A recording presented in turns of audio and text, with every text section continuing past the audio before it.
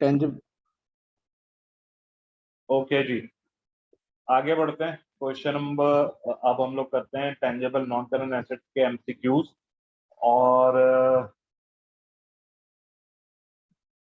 क्या कह रहा है, which will be the total amount capitalise in respect of the factory.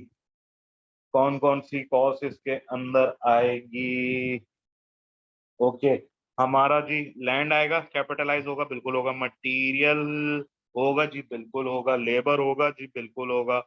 Architect फी बिल्कुल होगी। सर्वेयर फी जी कैपिटलाइज होगी। साइट ओवरहेड्स जी बिल्कुल कैपिटलाइज होंगे। एडमिन ओवरहेड्स कैपिटलाइज नहीं होंगे, क्योंकि ये प्रोजेक्ट ना भी हो तभी एडमिन ओवरहेड्स होता ही है, जर्नल एक्सपेंसेस हैं वो। फिर इसी तरह टेस्टिंग ऑफ फायर अलार्म्स जी बिल्कुल होगा।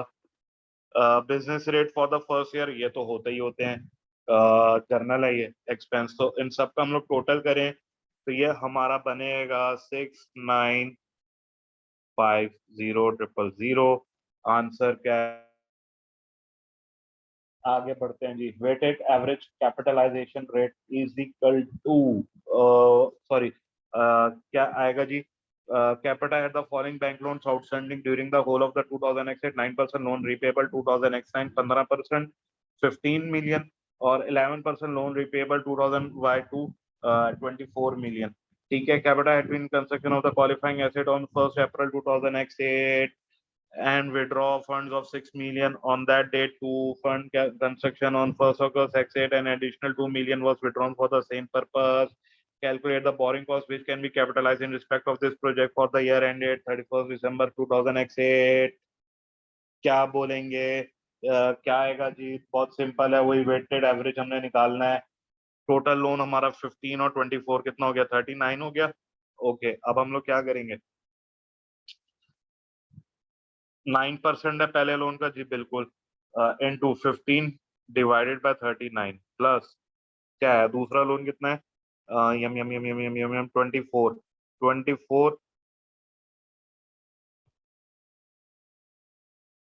सॉरी, कितने परसेंट पे? 11% पे। 11% इंटू 24 डिवाइडेड बाय 39 कितना कितना आ जाएगा? ये आ जाएगा, पहले का आ जाएगा हमारा 3.5%, दूसरे का हमारा आ जाएगा ये 6.7%।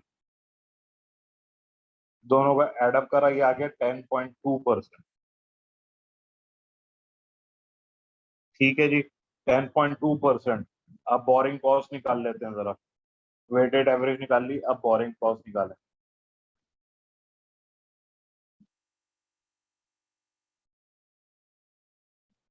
बोरिंग कॉस्ट, अच्छा जी, एक लोन है हमारा 6 मिलियन का। इस पे वेटेड एवरेज कितना लगा? 10.2%। 6 million on that day two, कब गया था? 1 अप्रैल। ईयर एंड कब है? ईयर एंड एक्सेट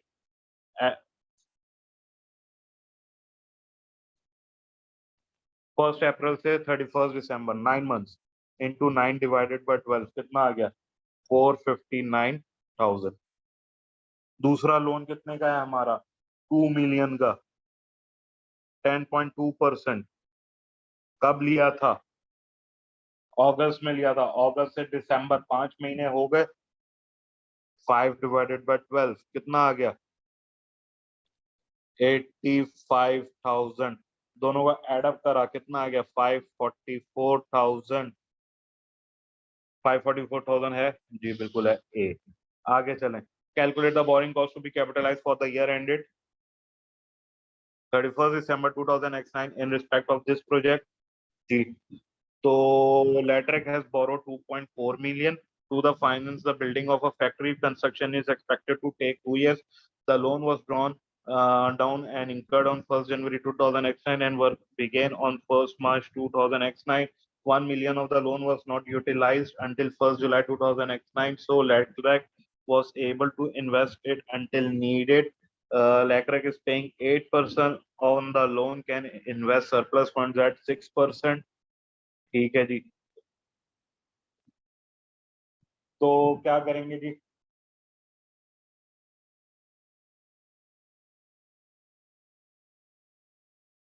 एक है हमारी बोरिंग कॉस्ट मार्च से दिसंबर तक की, बोरिंग कॉस्ट है मार्च से दिसंबर तक की 2.4 million into 8% into 10 divided by 12। क्यों 10 डिवाइडेड बाय 12? क्यों? लाइक बोरोड हमने कब किया था? 1 Jan, borrowed to finance the building. The construction is 2 years लगेंगे. Loan was drawn and down incurred on 1 January exine and work began on 1 March. तो जब से काम शुरू होता है तब से लेके आगे तक लेके जाएंगे। तो मार्च से शुरू हुआ है दिसंबर तक, तो मार्च से दिसंबर कितने हो गए? 10 महीने हो गए। सही है जी। तो कितना आ जाएगा? 160,000। आगे बढ़े। 1 मिलियन जो है हमने इन्वेस्ट करा है, 1 मिलियन हमने इन्वेस्ट करा है फिलहाल के लिए। कब? 1 जुलाई। 1 जुलाई से दिसंबर, 1 जुलाई से नहीं, sorry, 1 million of the loan was on not utilized until 1 July 2009, so LACREC was able to invest it until needed। तो 1 जुलाई को उसने इन्वेस्ट करा है, मार्च से लेके जुलाई, मार्च से लेके जुलाई, मार्च से लेके जुलाई 4 महीने हो गए। मार्च, अप्रैल, मई, जून, 1 जुलाई को तो हो ही गया। तो लेस इन्वेस्टमेंट इनकम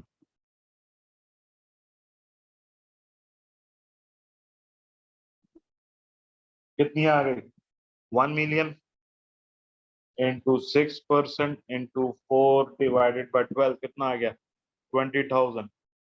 ओवरऑल कितना हमारा लोन कैपिटलाइज होगा? 140,000। ठीक है। 20 का है जी। क्या कह रहा है? Which one of the following would be recognised an investment property under IAS 40 in the consolidated financial statement of build company?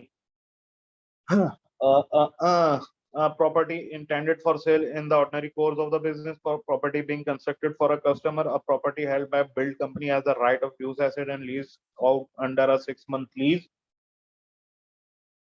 सी आएगा। तो ए और बी जो है वो इन्वेंट्री और वर्किंग प्रोग्रेस में आएंगे भाई, क्योंकि ऑर्डिनरी कोर्स ऑफ बिजनेस में सेल हो रहा है या कंस्ट्रक्शन हो रही है। जो प्रॉपर्टी लीज आउट हो रही है और उसको हम लोग एज एन इन्वेस्टमेंट प्रॉपर्टी लेंगे, क्योंकि सिंगल एंटिटी फाइनेंशियल स्टेटमेंट है यहाँ पे और ऑनर ऑक्यूपाइड है। ठीक है, जो कि हम लोग लीज आउट के उसके लिए यूज कर रहे हैं, यानी कि एक तरह से रेंटल्स आ रहे होंगे, तो इसलिए। अच्छा जी, आगे चलते हैं। Which of the following is not true concerning the treatment of IAS 40 investment properties? क्या गलत है? Following the initial recognition, investment property can be held at either cost or fair value। सही बात है ये तो। If an investment property is held at fair value, this must be applied to entities investment property। ये भी सही बात है। Investment property is initially measured at cost including transaction cost। ये भी सही है। Gain or loss arising from a change in the fair value of investment property should be recognized in other comprehensive income। गलत। PNL में जाता है भाई, तो ये आंसर हो जाएगा आपका।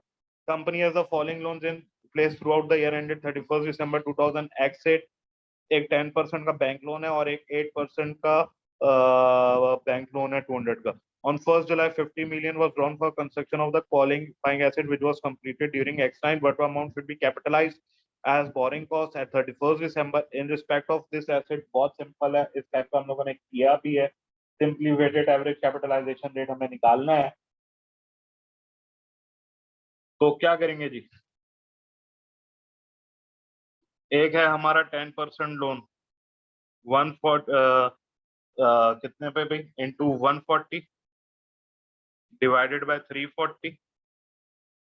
ठीक है, प्लस 8% इंटू 200 डिवाइडेड बाय 340। कितना आ जाएगा? ये आ जाएगा 4.1%, ये आ जाएगा 4.7%, कितना आ जाएगा? 8.8%।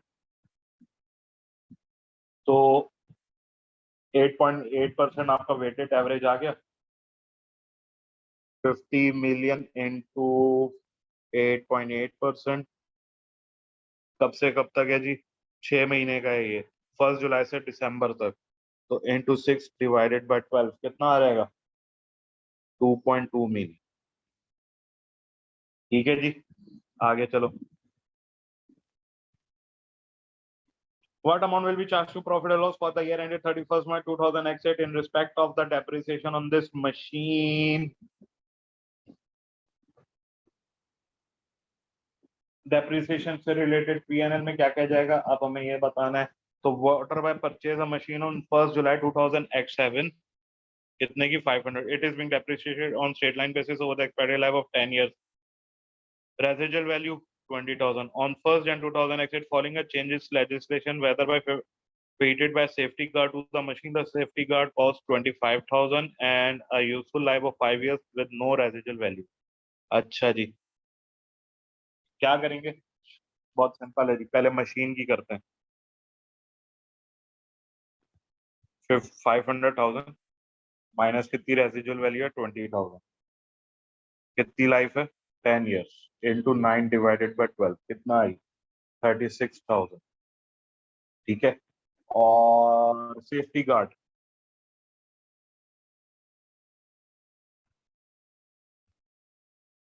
25,000 divided by 5 into 3 divided by 12 कितना आ जाएगा? 1250। कितना हो जाएगा? 37,250। ठीक है जी। Next, an aircraft requires a planned overhaul each year at a cost of 5,000. This is condition of being allowed to fly. How should the cost of the overhaul be treated in the financial statements? Accrued for the year and charge to maintenance 9, provided for in advance and charge to maintenance expenses 9, capitalized and depreciated over the period to next overhaul. बिल्कुल capitalise करेंगे और depreciate करते रहेंगे अगले overall की date तक। Expenditure जो है कैपिटलाइज होगा जब भी होगा और डेप्रिशिएट होगा ओवर द पीरियड। क्यों कैपिटलाइज होगा? क्योंकि भाई ओवरऑलिंग से इंप्रूवमेंट आती है, एसेट की एफिशिएंसी बढ़ती है ओवर द नेक्स्ट ओवरऑल तक, तो ये डेप्रिशिएट होगा। और एडवांस में ये आप नहीं लोगे किसी भी सूरत में। आगे चलते हैं। What will be the depreciation charge in relation to this machine in the financial statement of the Auckland for the year ended 31st December X9? Auckland purchased a machine for 600,000 on 1st January 2000 X7 and assigned it a useful life of 15 years. On 31st March X9, it was revalued to 64,000 with no change in its useful life. तो भाई कर देते हैं इसको भी। ये machine आपके पास अब तक देखो कब ली थी? 1 जनवरी X7, 15 साल की लाइफ थी। 31 मार्च X9 को इस मशीन के को आपके पास रहते हुए 2 years 3 months हो चुके हैं। यानी कि रिमेनिंग लाइफ कितनी है? रिमेनिंग लाइफ है 12 years 9 months। ठीक है, तो रिवैल्यूएशन से पहले डेप्रिसिएशन जो है आपकी कितनी हो चुकी थी? बिफोर रिवैल्यूएशन आपकी डेप्रिसिएशन कितनी हो चुकी है भाई? 60,000 डिवाइडेड बाय 15 कितना आ गया? 4,000 पर एनम।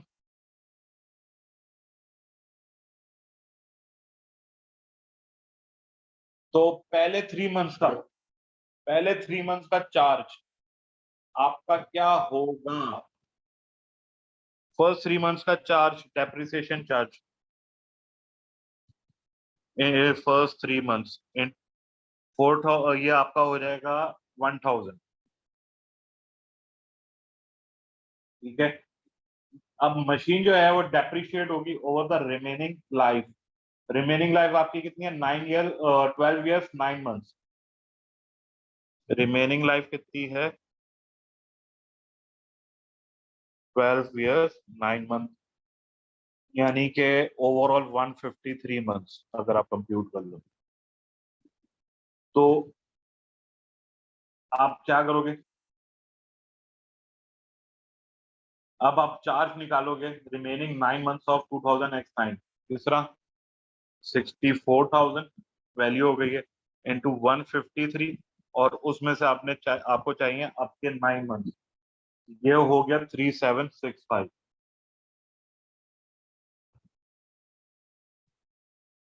अच्छा जी, आगे चलते हैं।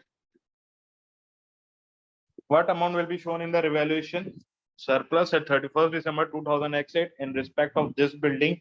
Carter vacated an office building and let it out to third party on 30th June X8. The building had an original cost of 900,000 on 1st January X0 and was being depreciated over 50 years.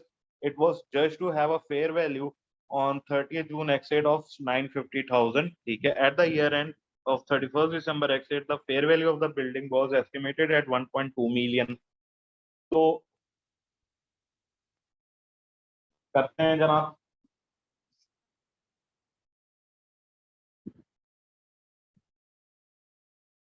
Sorry, cost क्या आ रही है 1 जनवरी X0 को? ये आ रही है 900,000। Depreciation हमें निकालनी है तब तक ये भी फिलहाल 30th June X8, तो ये आपके 8.5 साल हो जाते हैं। 900,000 इंटू 8.5 डिवाइडेड बाय 50, ये आपके आ जाते हैं 153,000। ये आपके कितने आ जाते हैं 153,000। आप क्या करोगे 747,000 आपके आ गए। Fair value 30th June X8 को कितनी नजर आ रही है 950,000। तो दोनों का डिफरेंस निकाल लें। आपका बैलेंसिंग फिगर जो है वो आपकी रिवैल्यूएशन सरप्लस आ जाएगी, जो कि बनती है 203,000। ठीक है जी।